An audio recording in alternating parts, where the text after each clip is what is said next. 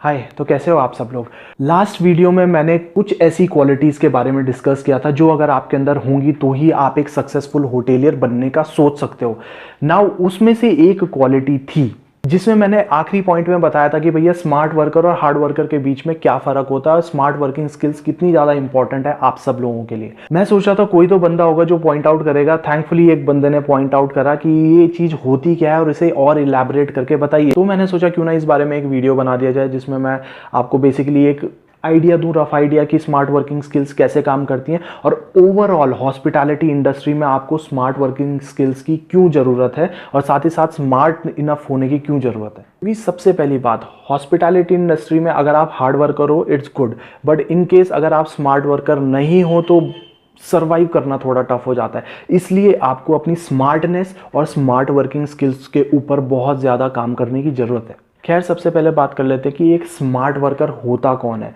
तो उससे भी पहले मैं आपको बता दूं कि एक हार्ड वर्कर कैसे काम करता है। एक हार्ड वर्कर बंदा वो होता है जो अपने काम में बिलीव करता है, बस करते जाता है काम, उसे फ़र्क नहीं पड़ता क्या हो रहा है क्या नहीं हो रहा है, बस अपने काम में बिलीव करता है, बस काम करता जाता है। लेकिन जो एक स्मार्ट वर्कर होता है ना, वो जो हमारा हार्ड वर्क होता है ना, उसको भी बहुत ज़्यादा ईजी कर देता है।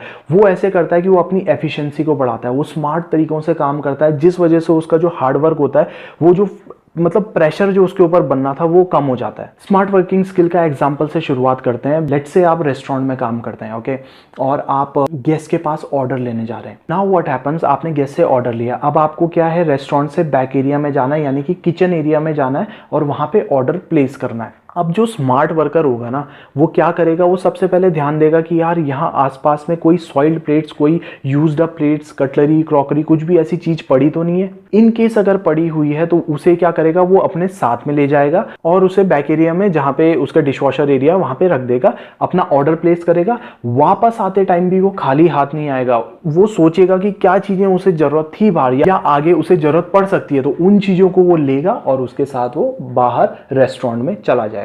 वहीं आप एक ऐसे बंदे को देखोगे जो कि स्मार्ट वर्किंग नहीं करता है, तो वो ऑर्डर ले लेगा, उसके बाद ऑर्डर प्लेस करने जाएगा, फिर देखेगा बाहर आएगा, देखेगा कि यार रेस्टोरेंट में काफ़ी सारा सॉइल्ड प्लेट्स वगैरह पड़ी हुई हैं, उनको लेके जाएगा, बैक एरिया में जाएगा, वापस आएगा, फिर देखेगा कि अरे यार मुझे कुछ चीज़ों की ज़रूरत थी, फिर बैक एरिया में जाएगा और फिर वापस आएगा। इससे क्या हुआ, आपने देखा कितना फ़र्क पड़ गया दोनों के काम में। मतलब एक बंदे ने एक टाइम में 3 काम निपटा दिए और उससे उसकी एफिशिएंसी बढ़ गई। वहीं एक बंदा है जिसने एक टाइम पे केवल एक काम करा तो उसकी जो एफिशिएंसी है वो घट गई।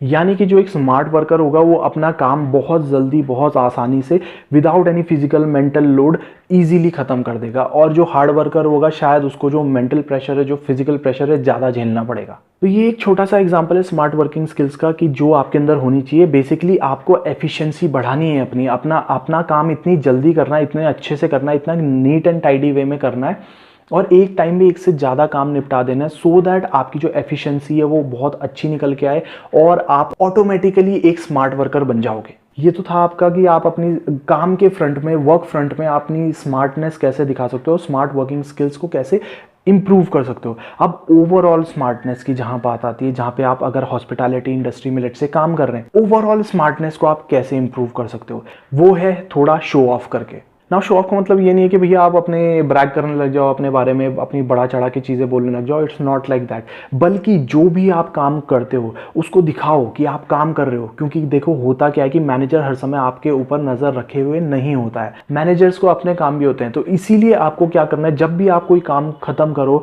यानी कि आप कोई ऐसा काम है जो टास्क आपको दिया गया था, अगर आप उसे खत्म करो तो आप उसको मैनेजर को जाके इन्फॉर्म करो कि ये चीज़ आपने कर दी है और ये चीज़ें चल रही हैं। जिससे क्या होता है कि आप एक क्लियर आइडिया देते हो मैनेजर को कि यस आप काम कर रहे हो। साथ ही साथ ब्रीफिंग का टाइम होता है जिस समय में आप सबको खड़ा करा जाता है एक जगह पे। आपको अगर कोई क्वेश्चन पूछा जा रहा है, किसी को भी लेट से एक जनरल क्वेश्चन पूछा जा रहा है, तो उसका आंसर देने की कोशिश करिए, उसको अपनी तरफ से एक्सप्लेन करने की कोशिश करिए, जिससे कि आपकी एक प्रोएक्टिविटी दिखती है। यानी कि अगर आपको कोई भी क्वेश्चन का आंसर आता है उसे दीजिए, उसे बताइए, कुछ भी चीज़ अगर एक्सप्लेन कर सकते हो उसको एक्सप्लेन करो, सो दैट लोगों को पता लगे कि आपको नॉलेज है। अगर आप अपनी नॉलेज अपने दिमाग तक ही रख लोगे या आपने कुछ चीज़ बतानी थी उस बारे में अगर आप उसको अपने दिमाग में रख लोगे तो फिर ऐसे नहीं चलता है, लोगों को पता नहीं चलेगा कि आपको कुछ आता भी है कि नहीं आता है।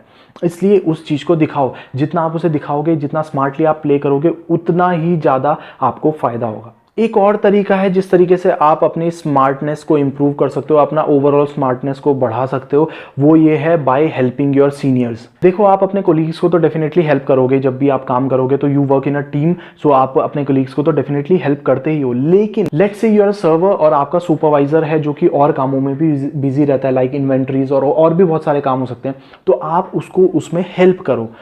अगर आप लेट से सुपरवाइजर हैं और आपका मैनेजर ड्यूटी रोस्टर वगैरह इन सब चीज़ों में बिजी रहता है, इन सब कामों को करता है जो कि उसके ड्यूटीज़ एंड रिस्पॉन्सिबिलिटीज़ है, आप उन कामों में उसकी हेल्प करने की कोशिश करो। उससे दो फायदे होंगे। पहला फायदा ये होगा कि आप अपने जो मैनेजर या सुपरवाइजर, इमीडिएट सुपरवाइजर है, उसका काम जो है उसका थोड़ा बर्डन ईज आउट कर रहे हो, थोड़ा सा उसके काम में उसकी मदद कर दे रहे हो, जिससे उसको भी फील आएगा कि yes he wants to help me out.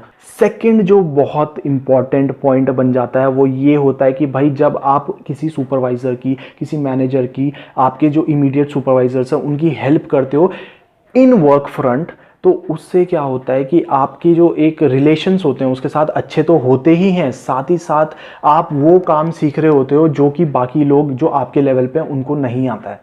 For example, अगर आप एक सुपरवाइजर हैं और आपका मैनेजर ड्यूटी रोस्टर वगैरह बनाता है, आप अगर अपने मैनेजर की ड्यूटी रोस्टर वगैरह बनाने में हेल्प कर दोगे, उसके जो भी काम होते हैं उनमें थोड़ी बहुत हेल्प कर दोगे, तो उससे फ़ायदा आपको भी मिल रहा है। आप वो काम सीख रहे हो जो कि एक सुपरवाइजरी लेवल पे शायद और लोगों को नहीं आता है। तो आपका एक ओवरऑल जो स्मार्टनेस है, एक ओवरऑल डेवलपमेंट आपका भी हो रहा है, जिसका आपको फ्यूचर में कुछ ना कुछ फ़ायदा जरूर होगा। तो यार, ये थे कुछ स्मार्ट मूव्स जो आप प्ले कर सकते हो when you are working in hospitality industry. Smart worker बनो, उसके बाद अपनी स्मार्टनेस को इंप्रूव करो, डेफिनेटली आपको बहुत फायदा होगा। Thank you so much, have a nice day, bye.